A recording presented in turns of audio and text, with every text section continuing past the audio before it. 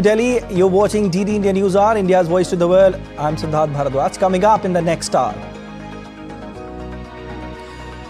In Moscow attack, Russia court charges 4 men with act of terrorism. Over 137 people killed and over 150 injured in Friday attack. India's External Affairs Minister S. Jaishankar speaks to his Russian counterpart, reaffirms India's resolution to continue fighting terrorism in all its manifestations together with Russia.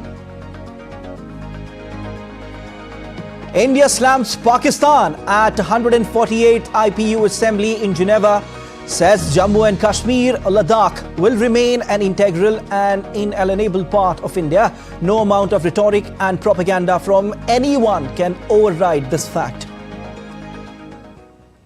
Pakistan would be well advised to stop its terror factories that continue to launch countless cross-border terrorist attacks in Jammu and Kashmir. UN Security Council to vote on new Gaza ceasefire draft. Israel bans UNRWA's food aid convoy to North Gaza. The Festival of Colors, Holi, is being celebrated worldwide with diverse cultural integrations, symbolizing the victory of good over evil and encouraging harmony.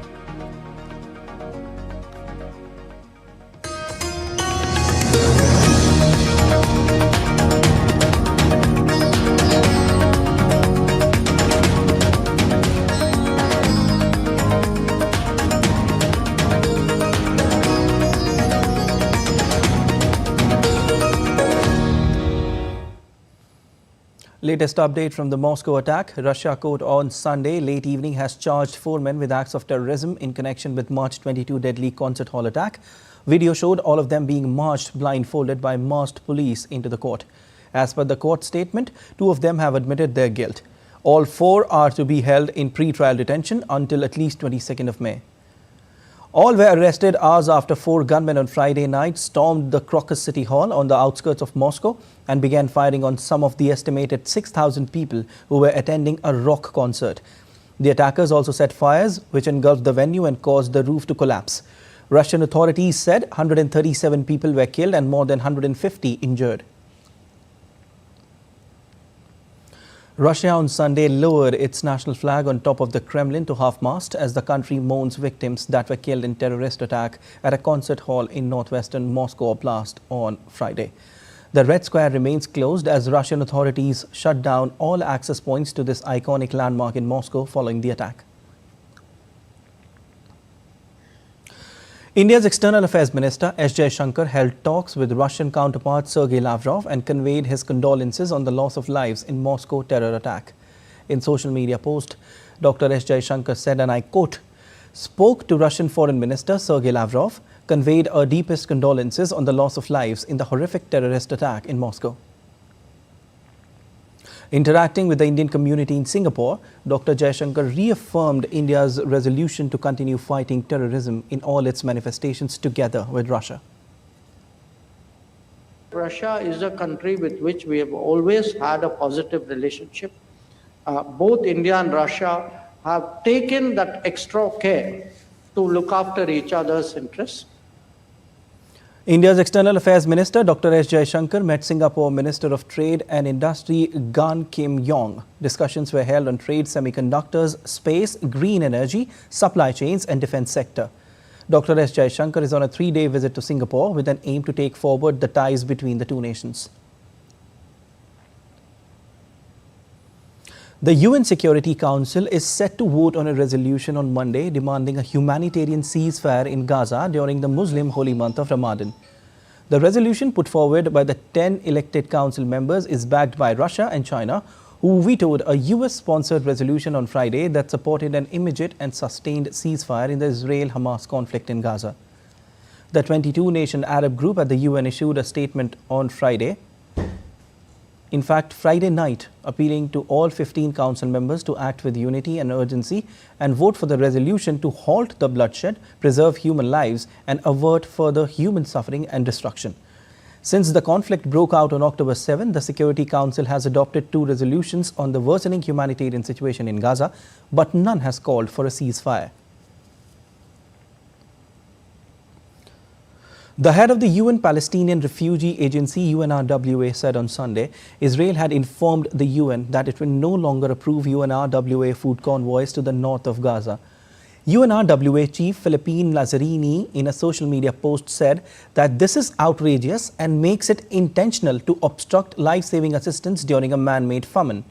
He added, these restrictions must be lifted. He warned that the move will speed up the coming of famine in the north of Gaza Strip and said that many more will die of hunger and dehydration. The United Nations chief Antonio Guterres said on Sunday in Cairo that delivering the necessary aid to Gaza requires Israel removing the remaining obstacles and choke points to relief. During a joint press conference with Egyptian Foreign Minister Sameh Shoukry, Guterres repeated his call for an immediate humanitarian ceasefire in Gaza. Guterres also warned of the impact of conflict in Gaza was having around the globe. Palestinians in Gaza desperately need what has been promised, a flood of aid. Not trickles, not drops. Some progress has been made, but much more needs to be done. Making that happen takes very practical steps. It requires Israel removing the remaining obstacles and choke points to relief. It requires more crossings and access points. All alternative routes are, of course, welcome, but the only efficient and effective way to move heavy goods is by road. It requires an exponential increase in commercial goods. And I repeat, it requires an immediate humanitarian ceasefire.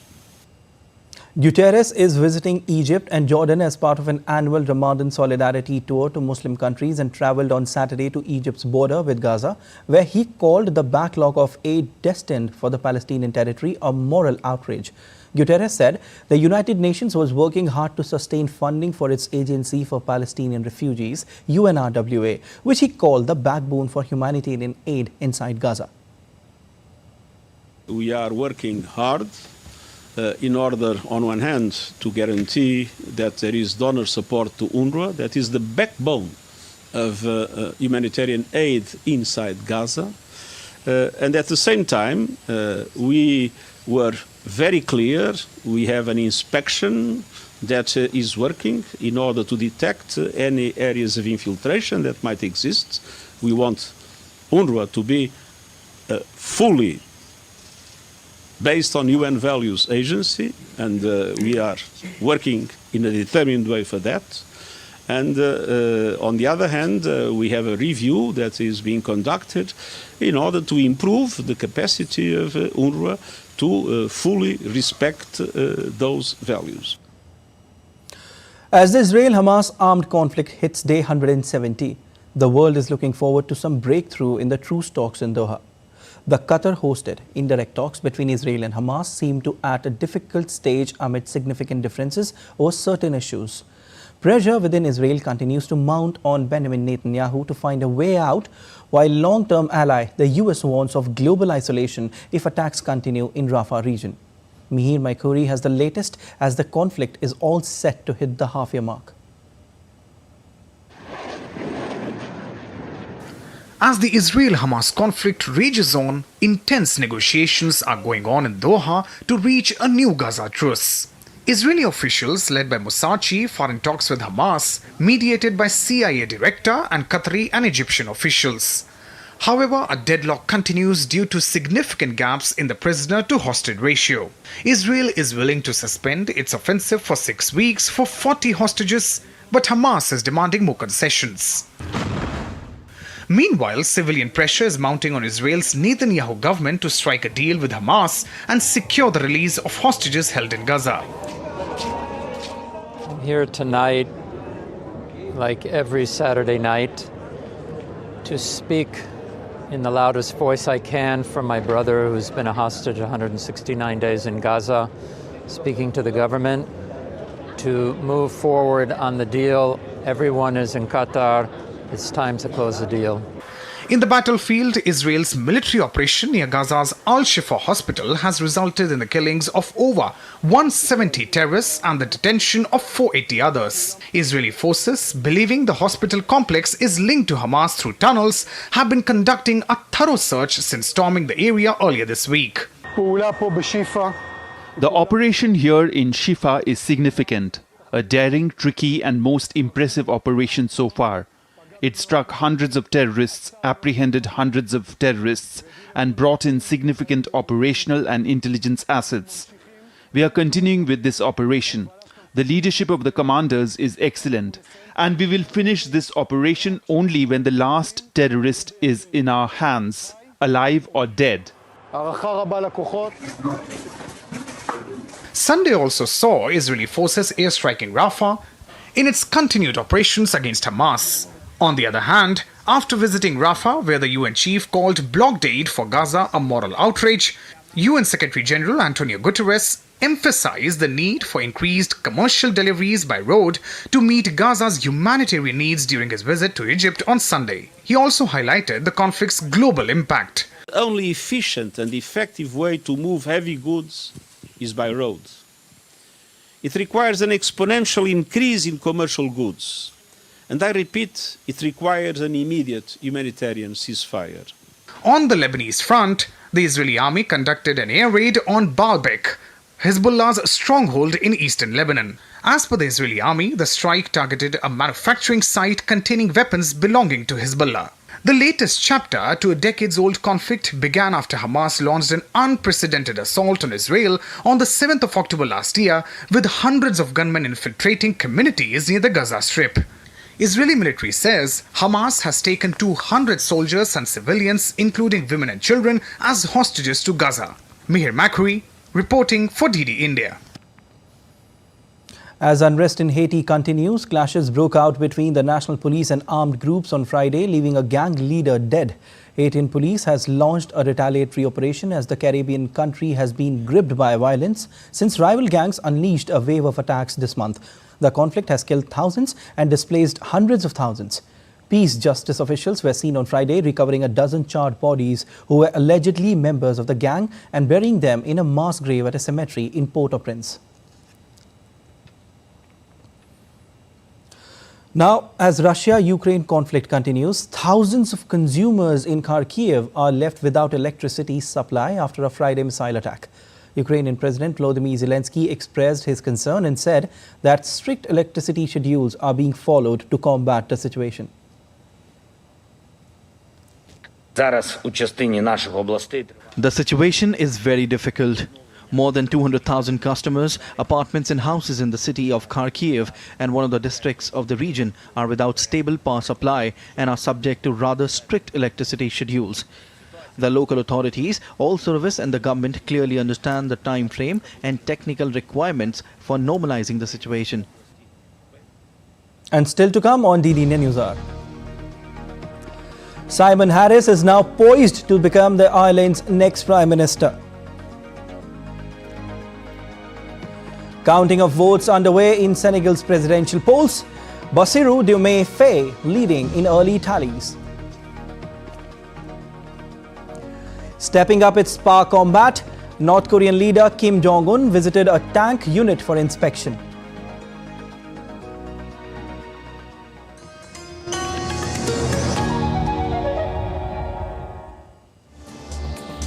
Voice of a rising aspirational world.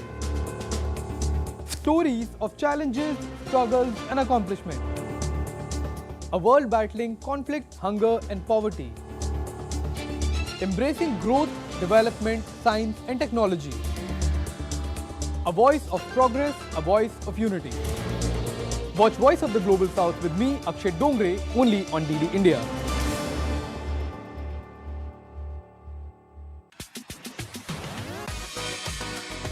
India that invents.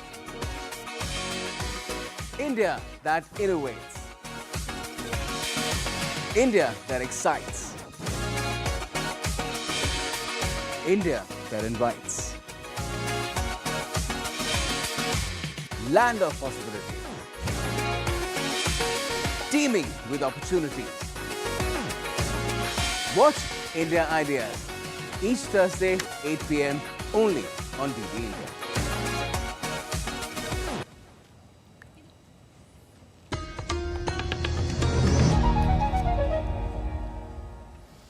You're watching DD India News Hour. I am Siddharth Bharadwaj. India slammed Pakistan once again over its absurd remarks on Jammu and Kashmir. Speaking at the 148th session of the Inter-Parliamentary Union Assembly in Geneva, Deputy Chairman of Rajya Sabha Harivansh, representing India, emphasized India's status as the largest democracy in the world, a model that many countries aspire to emulate. He critiqued Pakistan's track record on democracy. Addressing Pakistan's claims on Jammu and Kashmir directly, Harivansh reaffirmed that the union territories of Jammu and Kashmir and Ladakh are integral parts of India. He highlighted the futility of rhetoric and propaganda in changing this undeniable fact. I take the floor to reject the preposterous comments made by Pakistan against my country. Lectures by a country which has an abysmal track record of democracy is laughable, to say the least. It would have been better if Pakistan did not undermine the importance of a platform like IPU by such absurd allegations and false narratives. As regards the union territories of Jammu and Kashmir and Ladakh, they have been and will always remain an integral and inalienable part of India. No amount of rhetoric and propaganda from anyone can override this fact. Instead, Pakistan would be well advised to stop its terror factories that continue to launch countless cross-border terrorist attacks in Jammu and Kashmir while farcically claiming to champion the cause of human rights. IPU members are well aware that Pakistan has an established history of harboring, aiding, and actively supporting terrorists. A hearing is being held in New York City today to determine when one of Donald Trump's criminal cases will go to trial. The trial was expected to be getting underway this week, but a judge decided to delay proceedings. Separately, the former president also faces a deadline to pay millions of dollars after a separate Manhattan judge found him liable for fraud. William Denslow reports from New York. Well, Monday is expected to be an incredibly busy day when it comes to Donald Trump's legal battles. If we first turn our attention to Donald Trump's hush money case, this could be the first of Donald Trump's 4 criminal cases he faces to go to trial. He faces 34 counts relating to allegations that he falsified business documents. This case is tied to allegations that Donald Trump paid hush money to a porn star ahead of the 2016 presidential elections, charges Donald Trump has vehemently denied.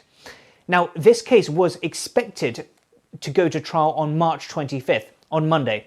However, a judge at the last minute delayed that by at least 30 days. This was because a tranche of documents was released by federal prosecutors, around 119,000 pages to be precise, most of which pertaining to an investigation into Donald Trump's one-time fixer, Michael Cohen, who is now expected to be the prosecution's key witness against the former president. Now, Donald Trump says that this case should be dismissed. His team says that Alvin Bragg, the Manhattan DA, the district attorney, failed when it comes to their obligations on discovery. They want to see this case tossed completely or at least substantially delayed. As far as the DA is concerned, well, he says that he's been asking for these federal documents from federal investigators for months. He also says that on last review, only around 270 of those documents were relevant so far. All eyes will be on Judge Juan Merchan to see when this trial will indeed, this case will go to trial, if indeed we do get to that point. Another key development expected later on Monday is a deadline for Donald Trump to pay what he is owed in a civil case when a judge ruled that Donald Trump was liable for fraud when it comes to allegations that he inflated the value of his assets to obtain favourable terms from lenders. Donald Trump faced a $355 million fine. Taking into account interest, though, that spiked to over $450 million. Donald Trump's team says that over 20 bond firms have rejected their advances, and essentially the question is how Donald Trump will pay for this fine. On social media, Donald Trump says that the case has been a witch hunt and a scam. He says that he should be the one paid damages and not the other way round. So real question is, what could this mean to some of Donald Trump's most famous assets, things like his properties here in New York, Trump Tower, for example, such a prominent part of the New York City skyline. A slight complication there, though, is the fact that Donald Trump doesn't own many of these properties that have his name on them outright. So that could mean seizing any of Trump's properties here in New York could be very complicated indeed. William Denslow in New York reporting for DD India. Simon Harris confirmed as the new leader of Ireland's Fine Gael political party on Sunday and is now poised to become the country's next Prime Minister. Fine Gael party confirmed Harris's leadership following the resignation of party leader and PM Leo Varadkar on Wednesday. Harris was the only candidate to put his name forward in nominations. 37-year-old Harris, best known for helping steer the country's initial response to COVID-19, will be voted in as Ireland's youngest ever Prime Minister when Parliament next sits on April 9, thanks to support from coalition partners. As counting of votes is underway in Senegal's presidential polls, initial tallies have shown competitor Bassirou Diomaye Faye leading on Sunday and prompting opposition supporters to go out and celebrate early. To choose Senegal's fifth president, millions of people participated in a calm day of voting on Sunday. The election came after 3 years of extraordinary political unrest that led to violent anti-government demonstrations and increased support for the opposition.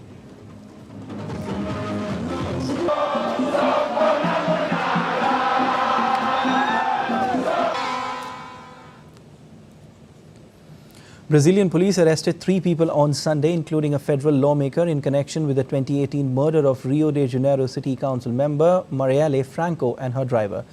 João Chiquinho Brazao, a businessman and current member of Brazil's lower house, his brother, Rio Court of Auditors advisor Domingos Brazao, and the former head of the Rio Civil Police, Rivaldo Barbosa, had been taken into custody. 2 former police officers were arrested a year after the crime. Brazilian Justice Minister at a press conference in Brasilia said the crime was clearly political in nature and that investigative work on the case had concluded with the arrests. North Korean leader Kim Jong-un visited a tank unit for inspection on Sunday. Kim Jong-un also called for stepping up its combat readiness, including greater ideological and mental power. During the visit, Kim was briefed by the division commander on its attack and defense operation plan, reviewed documents, and provided the direction of operational combat missions and training for the troops.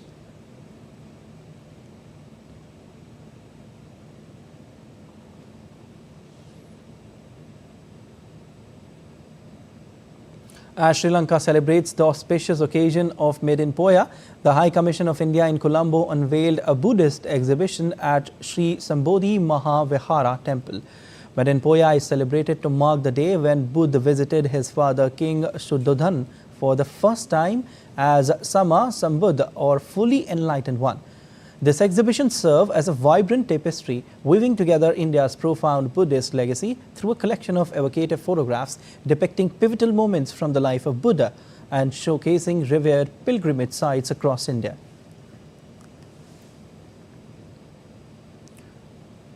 The Selva Vinayagar Kobil temple in central Sri Lankan city of Kandy is observing an annual chariot festival today. On the occasion, the Assistant High Commission of India at Kandy organized a Dansala. Ice creams were distributed to around 3,000 devotees who participated in the chariot festival. The Selva Vinayagar Kobil is a revered Hindu temple dedicated to Lord Ganesha.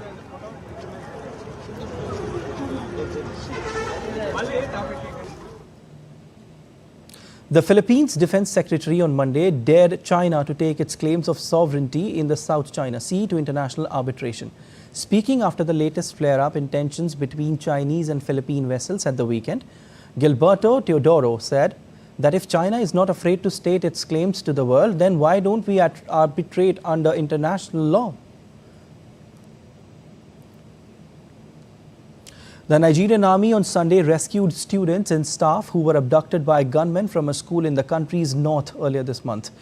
Military spokesman Major General Edward Buba said 137 hostages, 76 females and 61 males were rescued in the early hours of Sunday in neighboring state of Zamfara. The kidnapping of 287 students on March 7 in Kuriga, a dusty town in the northwestern state of Kaduna, was the first mass abduction in Africa's most populous nation since 2021. Last week, the gunmen demanded $690,000 for the release of the missing children and staff. The government had said it would not pay any ransom. And let's take a look at other stories making news around the world.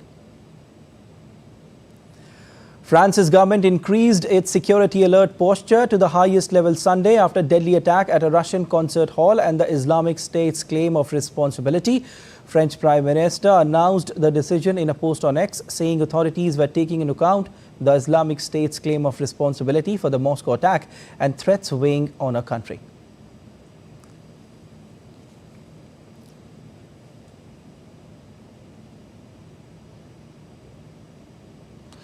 Professionals working with Paris's migrant and homeless populations protested what they call social cleansing ahead of the 2024 Olympics on Sunday in the French capital. Organizers say members of their organizations on the ground have witnessed authorities working to push poor people out of Paris at an ever-increasing pace to make room for the Games. The Games will run from July 26 to August 11 and the Paralympic Games from August 28 to September 8. 4 people got killed after a race car drifted off-road and hit spectators at a rally in northern Hungary on Sunday. At least 8 were injured. The reason for the crash is not yet known, police said in a statement. With Easter around the corner, people across the world are participating in various events to celebrate the Christian holiday. An Easter-themed hat parade in Hong Kong saw people donning unique hats and marching to band music.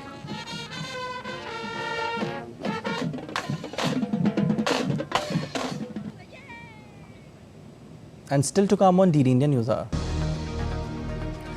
Poll fever grips India. Parties releasing their lists of candidates. We bring you report on country's geographical divide and elections. We show you how the festival of colors, Holi, is being celebrated across the world.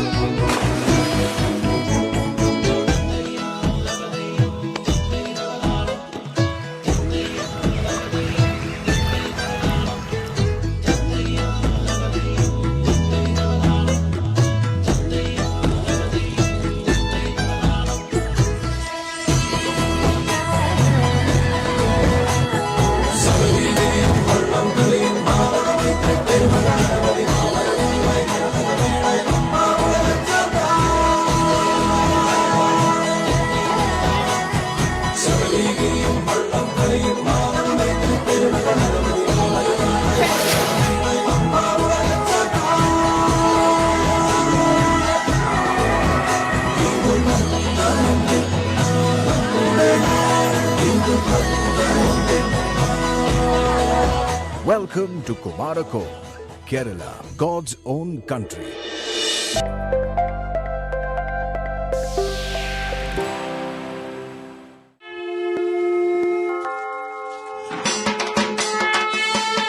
Shagato to West Bengal, India's cultural epicenter.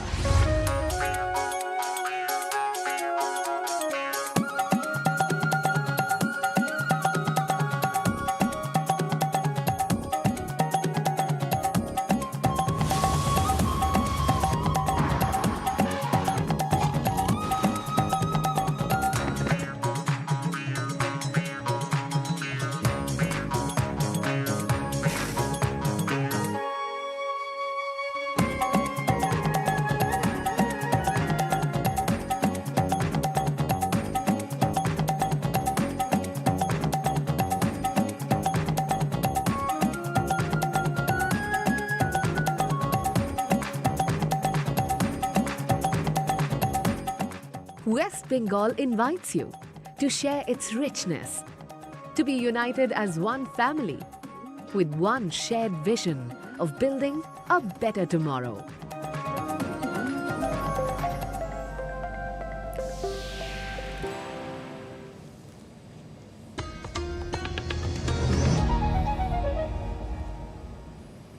You're watching DD India News Hour. I'm Siddharth Bharadwaj, and let's have a look at the headlines once again. In Moscow attack, Russia court charges 4 men with act of terrorism. Over 137 people killed and over 150 injured in Friday attack.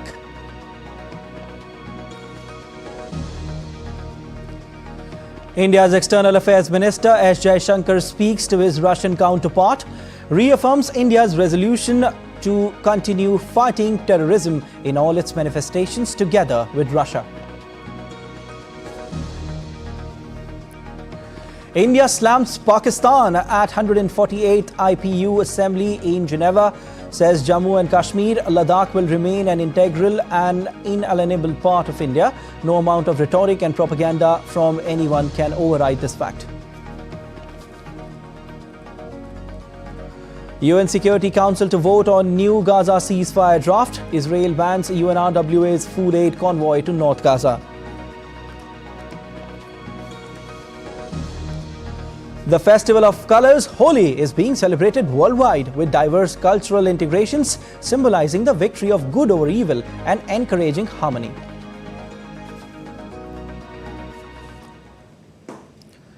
Now let's get you the latest on what's happening in India in the run-up to the world's largest democratic election in India.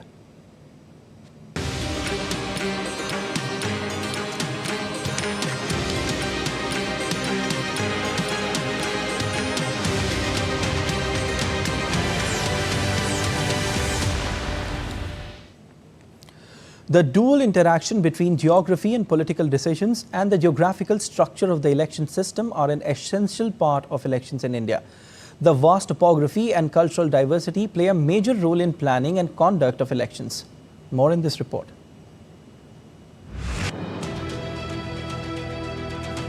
India, the largest democracy in the world. Apart from sheer number of voters, there are many other factors that make the planning and conduct of elections a huge challenge. Geographical diversity, climatic conditions, socio-cultural diversity are addressed in the meticulous planning for elections by the Election Commission of India. A high grade of professionalism, continued innovation, technological integrations, and strategic interventions come into play to ensure free, fair and credible elections in a country as vast and diverse as India. Due consideration is given to the topography and the ease of travel of voters. Along with this, the security management, religious festivals, harvesting season and climatic conditions also play a key role in finalizing the dates. Also, the Commission keeps in mind the schedule of school exams as teachers are also deployed for election duties.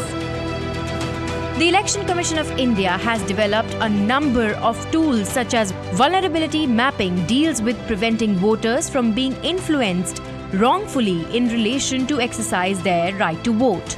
ECI manages the polling station, infrastructure and accessibility of voters as well.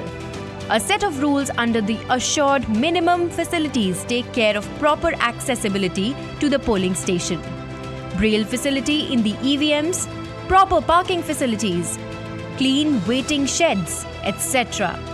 Force deployment plan along with outreach activities and voter awareness programs are also held to increase voter turnout to ensure smooth elections.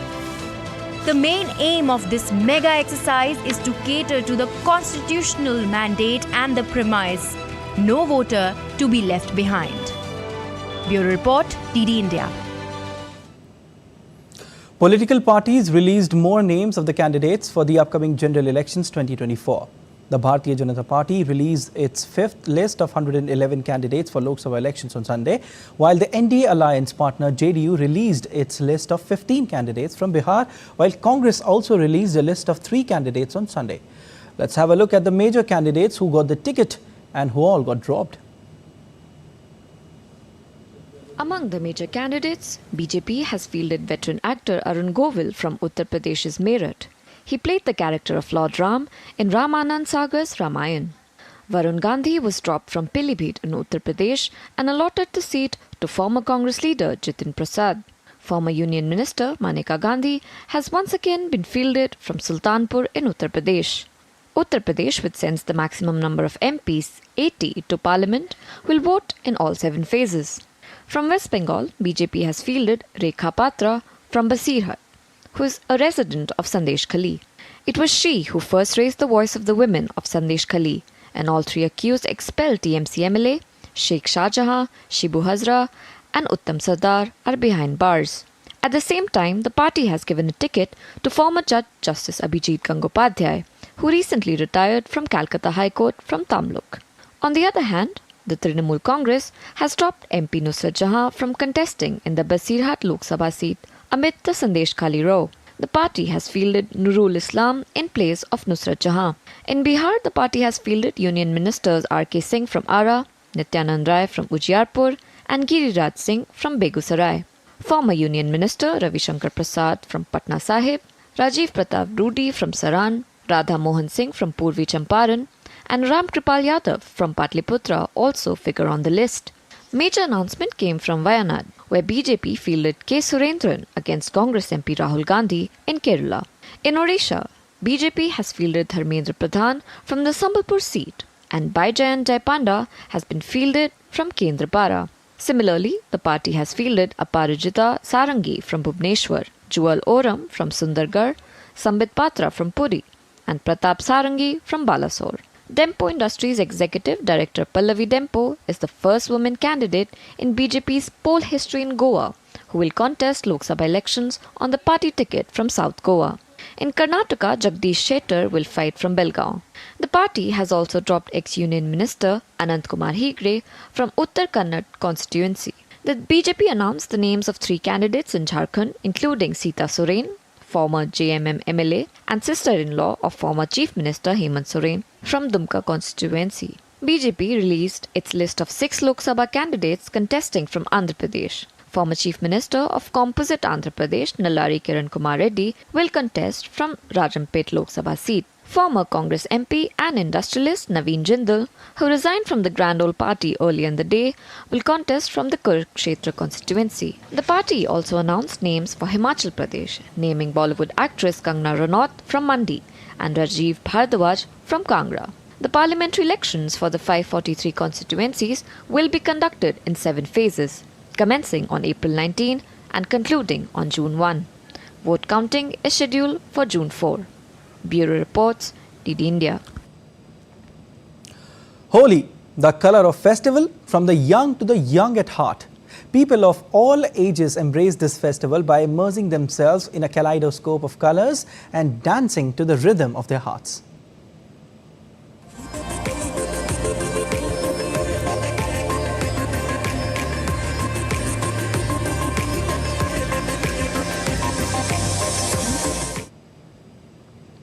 President of India, Draupadi Murmu, has extended her Holi greetings to the nation.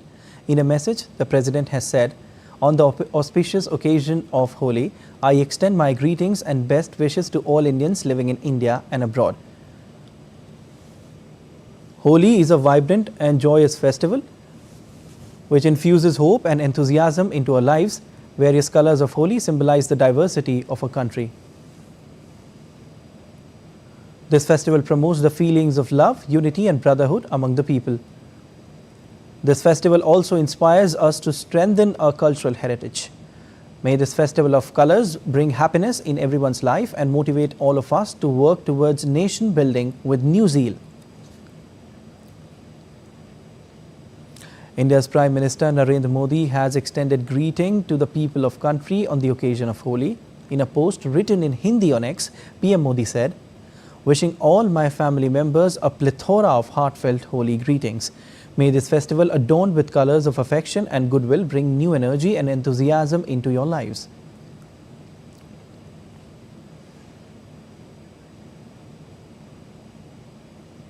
India's Defence Minister Rajnath Singh played Holi at his residence in New Delhi.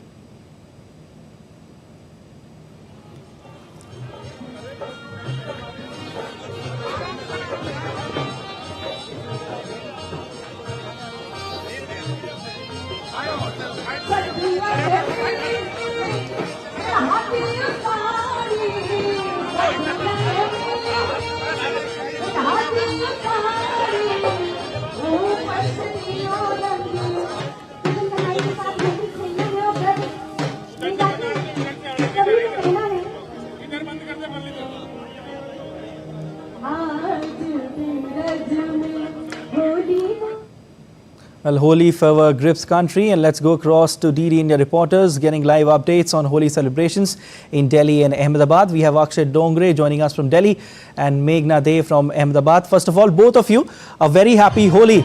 I would go across to Akshay first. Akshay, I can see you. You're all covered in colors, of different shades. How's the atmosphere in the national capital, and how are the celebrations going on? Well, Siddharth, a very happy Holi to you and to all of our viewers, to Meghna in Ahmedabad as well, and to all of the people who are working today. Like me, in fact, this is the nature of the festival, that you cannot avoid it, and that's why you can see I am in colors as well. And right now we are present at the residence of India's Defence Minister, who every year holds this mega event at his own residence, where people from all walks of life are invited. Nobody is affiliated to any particular party or any particular group. Everyone from all across the country, from all across the world, is invited to the residence of Mr. Rajnath Singh, the Defence Minister of India. And as you can see, people are celebrating Holi. There is music that is being played. There is singing happening, dancing happening. People are hugging each other, putting colors on each other's face, and that perhaps show you the vibrancy of this particular festival here in India and how it is celebrated. In fact, leaders from all over the country, from different political parties, meet on this day. They greet each other. They exchange different gifts. Definitely, Akshay. And that is what the nature, that is what the message is coming in from this festival, that we all are united, of different colors, of different cultures, but when it comes to the country, we all are united in this. Definitely, and that's a very kind gesture by the Defence Minister of India, Rajnath Singh. All right, now Meghna, a very happy Holi once again. How are the celebrations going on in Ahmedabad? Where are you right now? Tell us everything about, and what are people saying? How excited are they? Because this is a festival that comes once in a year, and also provides platform to all the community to unite and enjoy that unity. How's it going on, Meghna, there? Undoubtedly, yes, Siddharth, a very happy Holi to you, Akshay, all our viewers of DD India and all our colleagues at DD India, because definitely this is a festival which everybody, in every walk of life, every age group, celebrate to their fullest. And I'm here in Ahmedabad at one of those lawns where Holi festival, the whole festivities are going on, the celebration is going on. I will quickly show you how many people are dancing, playing with colors and enjoying the day. Definitely a day to rejoice, as well as definitely it was a little extended, it becomes an extended weekend when Holi is on a Monday. We obviously do see that a number of people are here, especially youngsters, and not to forget that most of them have had a dress code. All are wearing on the whites, in which you can definitely see the splashes of color. I am joined by very unique artists who are face painters. Now I will take you to them, speak to them on what is face painting about, because we have been seeing that people play with colors, people play with water balloons and a lot more. What new does face painting bring to the festival? Yes. So face painting is a new concept. Like these days tattoos are very trending. So we thought that a face painting stall would be good and something different, and creative too. So people are really excited and they saw the stall, and there are many people who are getting tattoos on hands, on face. So it's a unique idea and creative for Holi event. I see very beautiful floral design. I have got a floral design, yes. Yes. So what are people, what are the trends in face painting that you're doing this Holi? People get, like females get flowers and butterflies and all, and then kids get like cartoon characters, and male, and they get all kind of tattoos like Captain America and all. So they're... What do you have to say about the festival that's going on? Obviously, we are seeing a lot of people in different colors. सब बच्चे भी आ रहे हैं, बड़े भी आ रहे हैं साथ में, तो सब बच्चे के साथ बड़े लोग भी फेस पेंट करवा रहे हैं, हैंड पेंट भी करवा रहे हैं, सब एंजॉय, अभी बहुत सारा एंजॉय कर रहे हैं अभी सब.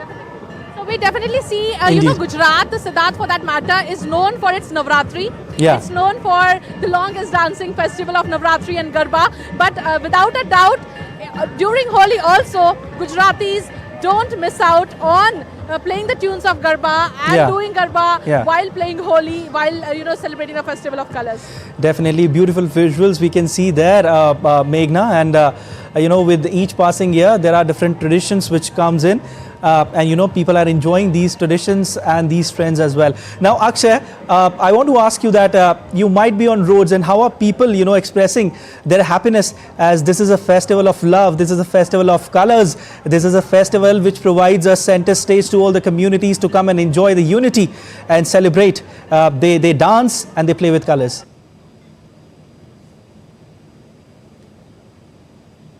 Well, unity is one of the major factors as far as the purpose of celebrating these festivals are concerned. But one of the more important factor would be vibrancy of this country. This country is comprised of all walks of life, people from all walks of life, people from all cultures, different languages, different religions, different traditions, different ethnicities. But yet they all come together. They all find a purpose. They all find a reason to be together, to work together, to unite. And that is what the message is coming in from here as well, from the residents of the defense minister. As you can see, people are taking selfies, people are putting colors, they're hugging each other. Yeah. So it's not just the political people who are here. There are people who have no affiliation to any political party, people who are just passing by. They saw a celebration happening, so that's why they have come here. There are people who have been deployed at duties, and after they get free, they also come in here to play the festival.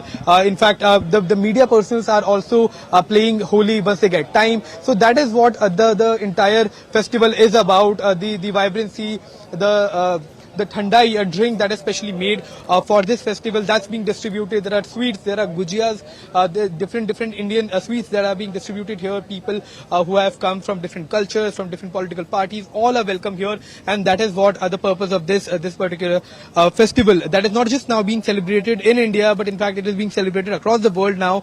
Given the nature of this particular festival, which unites people, brings people from different walks of life, like the different colors that people have. People are rather putting on each other. That is the message that comes on from this festival. That is also that also marks the change of, in fact, the weather, and that also goes on to send out a message that now spring has arrived, and people who have been who are into agriculture, they also sort of get some lovely visuals behind you, Akshay, as you are in national capital, and people are just celebrating the festival of colors. Now Meghna, I want to ask you that how is Holi traditionally celebrated in Ahmedabad? Any unique customs or traditions that are followed there?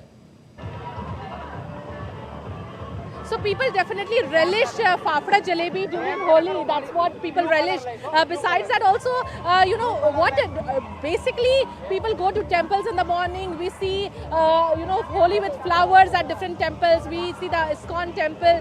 We have the Jagannath temple here in Ahmedabad, where early in the morning the Holi festivities begin. And we see the kids having different types of, gadgets these days to play Holi. Indeed. Very beautiful gadgets where they fill in the colored water to splash. We are joined in by some women here who have come with their kids to play Holi.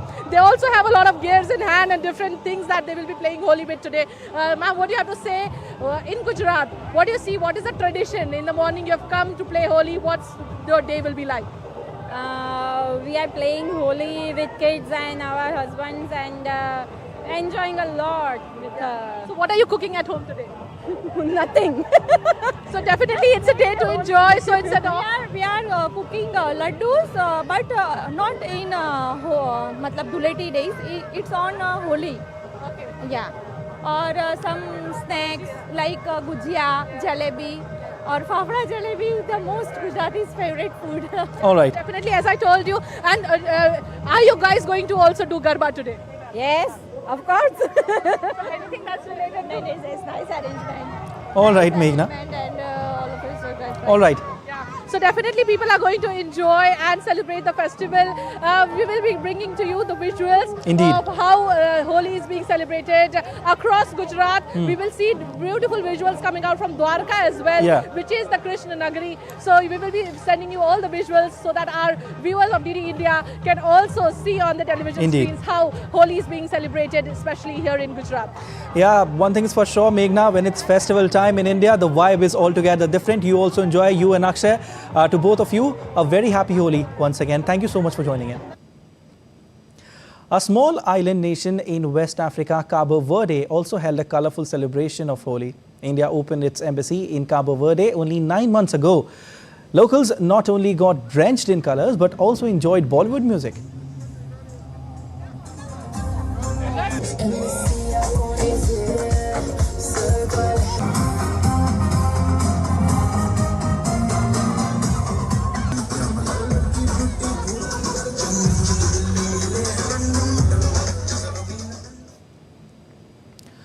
The Indian Embassy in the United Kingdom extended a warm invitation to Indian students living in the UK.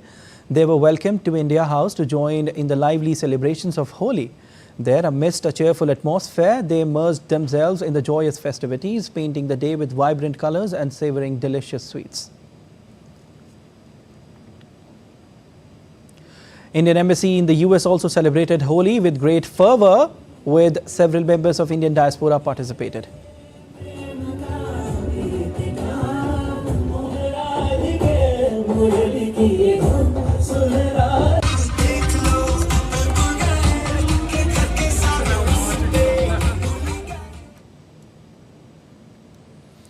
On the eve of Holi celebrations, Holika Dahan was celebrated across the nation. From Kolkata to Rajkot, people celebrated this auspicious occasion with great enthusiasm.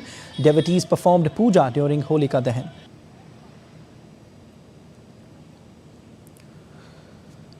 The vibrant festival is celebrated with enthusiasm across India. The Jawans of the Border Security Force soldiers celebrated Holi with the families of martyred soldiers on the India-Pakistan border. The vibrant festival of Holi has enveloped the country with a distinct fervour resonating in Kullu, Himachal Pradesh. Residents embraced the festival of colours, adorning each other with a beer and gulal.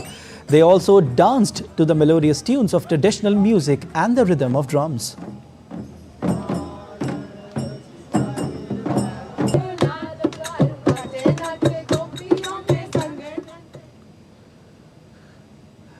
Famous sand artist Doordarshan Patnaik celebrates the festival of Holi by creating a masterpiece on the Puri beach in Indian state of Odisha.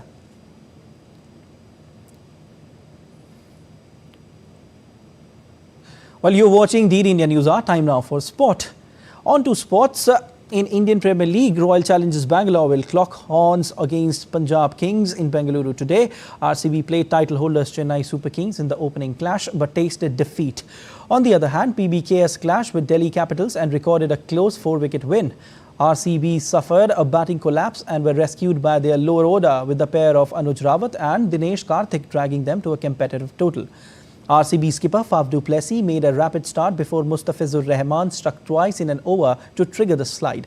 Rajat Patidar, Glenn Maxwell failed to open their accounts, while Virat looked a bit rusty too.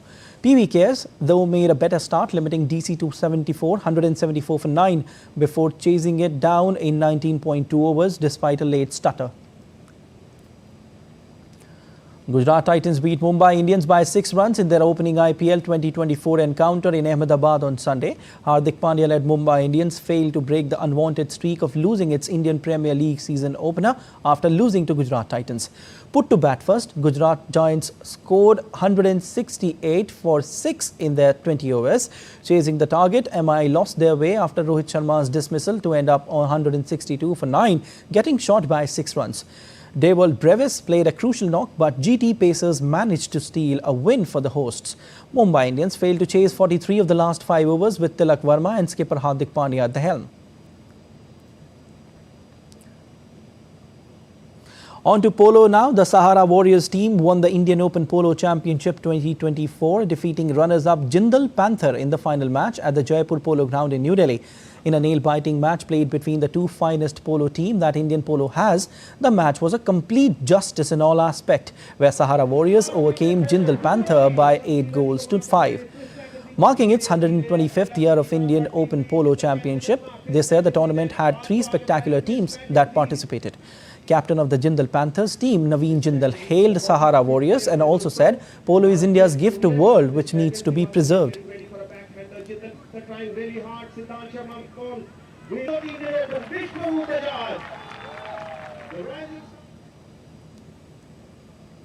In a unique celebration, Europe marked Ice Cream Day on Sunday. In its 12th edition, ice cream is the only food in Europe with a dedicated day recognized by the European Parliament.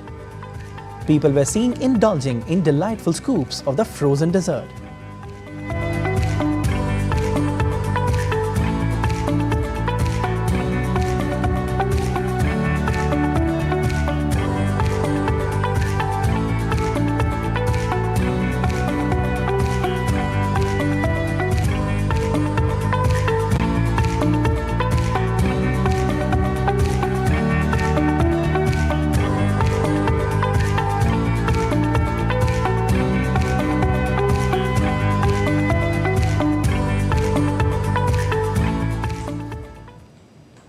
That's all for this edition of DD India News Hour, but let us know your thoughts on the news of the day. You can connect with us on Facebook, X formerly known as Twitter, and Instagram. We'll be back with more news as it breaks here on DD India. I'm Siddharth Bharadwaj from all of us here in Delhi. Thanks for watching DD India News Hour. A very happy Holi to all of you. Stay safe.